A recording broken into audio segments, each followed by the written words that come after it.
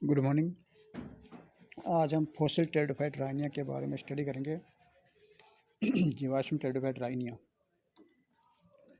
Rhynia की दो species पाई जाती है, राइनिया मेजर तथा राइनिया गुइन वाग्नी। इन दोनों स्पीशीज का वर्णन किडस्टन तथा लेंग ने किया था और ये स्कॉटलैंड के राइनी नामक स्थान से प्राप्त किया गया है तथा इसकी उत्पत्ति के स्थान के नाम पर इनका नाम राइनिया रखा गया है। इन दो स्पीशीज के अनेक स्पेसिमेन राइनी से प्राप्त हुए हैं। ये स्पेसिमेन प्रिजर्व्ड हैं। इनके द्वारा इस अत्यधिक आद्य वेस्कुलर पौधे की प्रकार तथा संरचना का पूर्ण विवरण प्राप्त हो सका। किडस्टन तथा लेंग ने सोचा था कि ये उस समय के पौधे हैं जो ज्वालामुखी पर्वतों के निकट दलदली भूमि में उगते थे। राइनिया की दोनों स्पीशीज राइनिया मेजर तथा राइनिया गुइन वाग्नी शाकीय पौधे थे। राइनिया मेजर आकार में बड़ा था। दोनों ही स्पीशीज का पादपकाय द्विभाज्य शाखित होता है और इनमें हॉरिजॉन्टल राइजोम तथा इरेक्ट वायवीय द्विभाज्य शाखित तने का बना होता था। राइनिया मेजर के वायवीय तने लगभग 50 सेंटीमीटर लंबे तथा 1.5 मिलीमीटर से 6 मिलीमीटर डायमीटर के होते थे, जबकि राइनिया गुइन वाग्नी की यही रचनाएं 20 सेंटीमीटर लंबी तथा 1 से 3 मिलीमीटर व्यास की होती थी। वायवीय शाखाएं पत्ती रहित पर्व थे। पौधे जड़ रहित थे। जड़ों के स्थान पर राइजोम की निचले तरफ ग्रुप के यूनिसेल्युलर राइजोइड्स पाए जाते थे। वायवीय शाखाएं नग्न, पत्ते रहित, सिलेंड्रिकल, द्विभाज्य शाखित तथा सिरों पर नुकीली होती थी। इन नुकीले कायिक सिरों पर टर्मिनल तथा लंबे स्पोरेंजिया पाए जाते थे। राइनिया गुइन वाग्नी के वायवीय तने तथा राइजोम के आधार पर अपस्थानिक शाखाएं पाई जाती थी।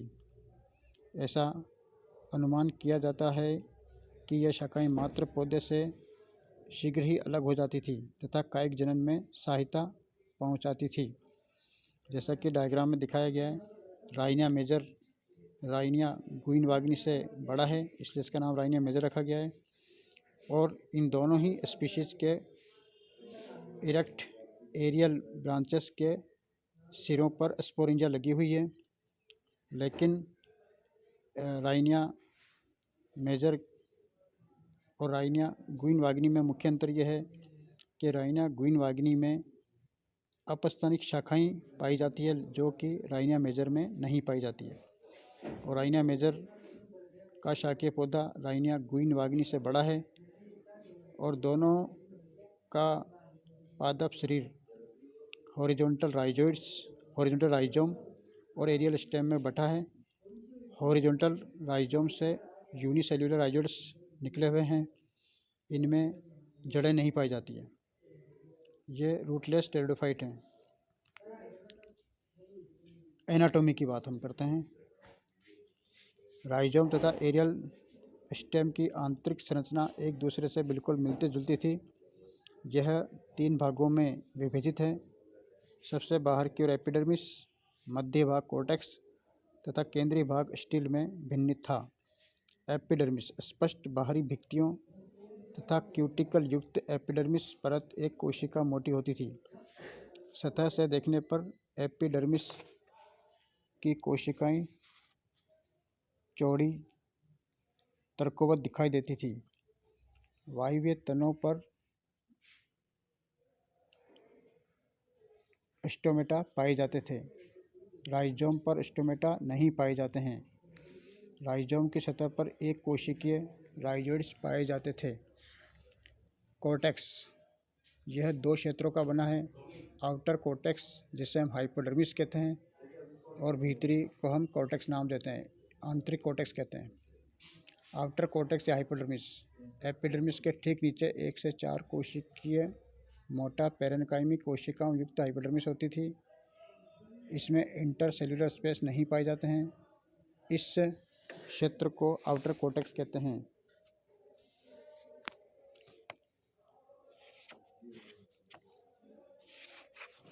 Inner cortex. हाइपोडर्मिस के अंदर की तरफ आंतरिक कोर्टेक्स की चौड़ी जोन उपस्थित होती थी। मध्य स्टिल की अपेक्षा कोर्टेक्स 10 गुना चौड़ा होता था।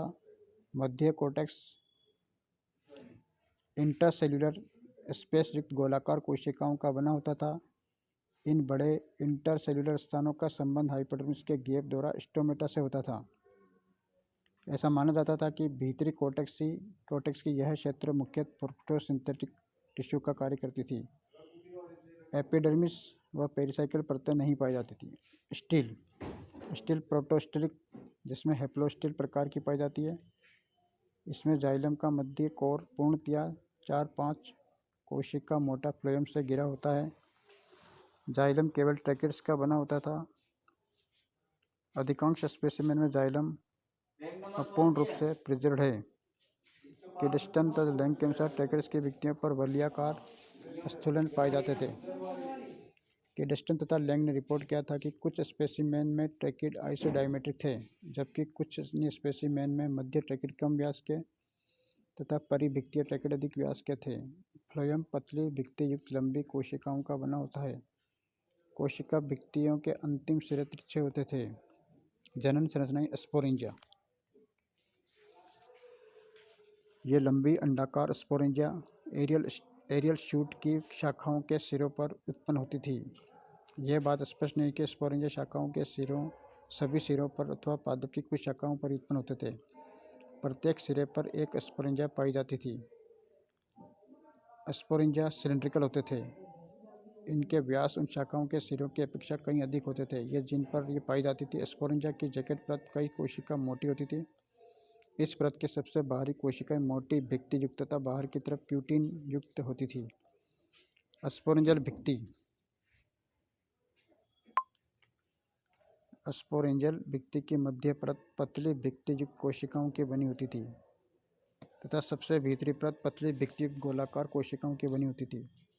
यह परत टेपिटम का कार्य करती थी। स्पोरेंजियम के अंदर कोल्यूमेला नहीं पाया जाता था। स्पोरेंजियल गुहा में अनेक स्पोर एक ही आकार के पाए जाते थे। स्पोरेंजिया इंडिसेंट यानी अब अपने आप नहीं फटते थे और ऐसा अनुमान किया जाता था कि स्पोर केवल स्पोरेंजियल भित्ति के विनष्ट होने यानी इनके नष्ट होने के बाद ही मुक्त होते थे। स्पोर गोलाकार तथा क्यूटिकल युक्त हैं। ये स्पोर टेट्राड में विन्यासित रहते थे। राइनिया की वर्गीकृत स्थिति। Division pteridophyta. Subdivision psilophyta. Class psilophytopsida. Order psilophytales. कुल rhyniaceae. Genus Rhynia. Order psilophytales के कुछ डायग्नोस्टिक फीचर इस प्रकार से हैं।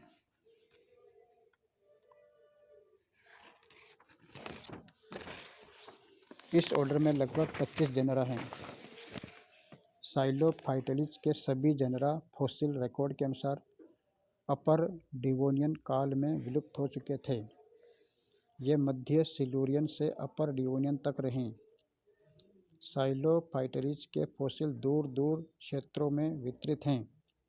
ये कनाडा, स्कॉटलैंड, फ्रांस, अमेरिका तथा ऑस्ट्रेलिया आदि में पाए जाते थे। इस ऑर्डर के अभिलक्षक गुण इस प्रकार से हैं। स्पोरोफाइट का पादपकाय जड़ रहित, द्विभाज्यशाखित तथा भूमिगत, प्रोस्ट्रेट एवं इरेक्ट वायवीय भागों में भिन्नित था। वायवीय भाग पत्तीहीन अथवा अत्यंत छोटी पत्तियों युक्त था। अधिकांश जेनरा में शाखाओं के सिरों पर स्पोरेंजिया पाई जाती थी। कुछ की शाखाओं के सिरों पर स्पोरेंजिया गुच्छों में पाए जाते थे। इनका रंभ स्टिल सरल तथा प्रोटोस्टिलिक प्रकार का था। वर्गीकरण। ऑर्डर साइलोफाइटलीज में 9 कुल सम्मिलित हैं। कुछ कूलों में अत्यधिक अपूर्ण जेनेरा पाए जाते हैं। मुख्य कूल है राइनियेसी, जिसमें राइनिया हमने पढ़ा था, साइलोफाइटेसी,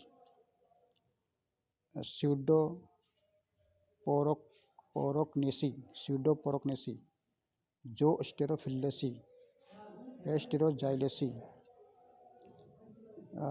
इनके स्पेलिंग में बता देता हूँ। राइनियेसी की स्पेलिंग है RHYNIACEAE, राइनियेसी, राइनियेसी, राइनी आ गया।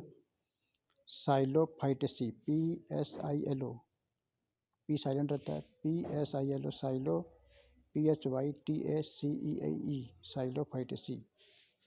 स्यूडोपोरोक्नेसी, PSEUDO, pseudo, PORO, poroch, CHNACEAE, pseudoporochnaceae. Zosterophyllaceae, ZOSTERO, zosterophyllaceae, PHYLLACEAE, zosterophyllaceae. Asteroxylaceae, ASTEROXYLACEAE, asteroxylaceae. Rhynia, order साइलोफाइटलीज।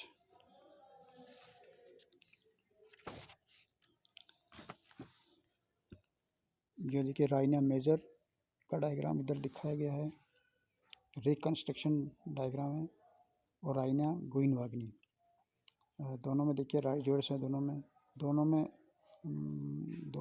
जो मुख्य अंतर है वो है कि राइनिया गुइनवाग्नी में एडवेंटिशियस ब्रांचेस लगी हुई है, जबकि इसमें नहीं है।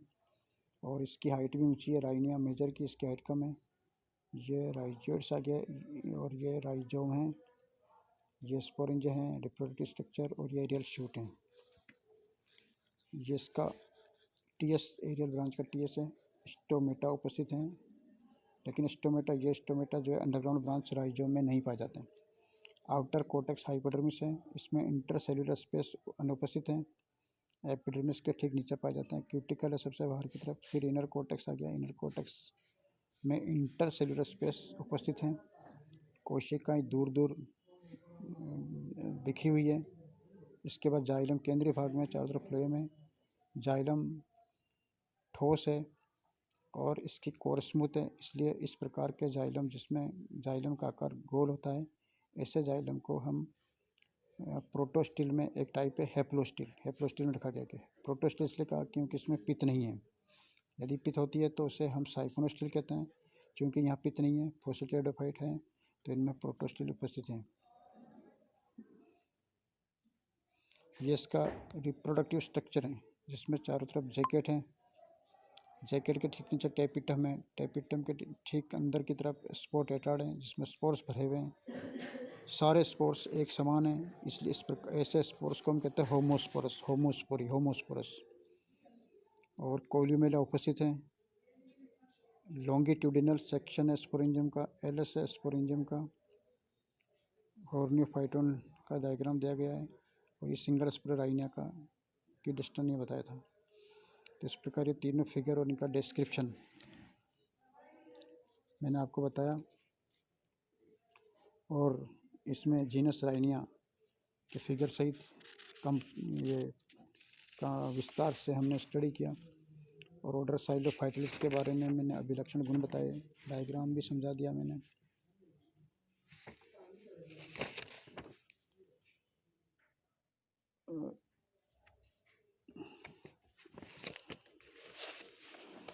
साइलोफाइटलिस ऑर्डर जो है प्रीमिटिव ऑर्डर है।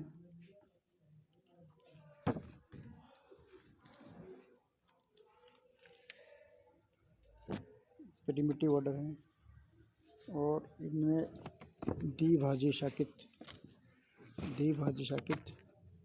एरियल स्टेम पाया जाता है।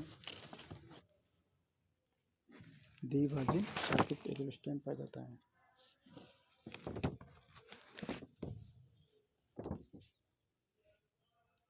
और इनका जो स्पोरोफाइट है वो भूमिगत राइजोड युक्त राइजोम तथा वायवीय भागों में भिन्नित होता है। वायवीय भाग शाखित होता है। वेस्कुलर पद्धति प्रोटोस्टेलिक प्रकार की होती है। वेस्कुलर सिलेंडर में लीफ गैप नहीं पाए जाते हैं। एकल सिरीय यानी केवल एक ही सिरीय स्पोरेंजिया छोटी अथवा लंबी शाखाओं के सिरों पर पाए जाते हैं। इनका गेमेटोफाइट भूमिगत तथा रंगहीन होता है। ये होमोस्पोरस होते हैं। इनके एंथेरोजोइड बहुसिलिएट यानी मल्टीसिलिएट होते थे।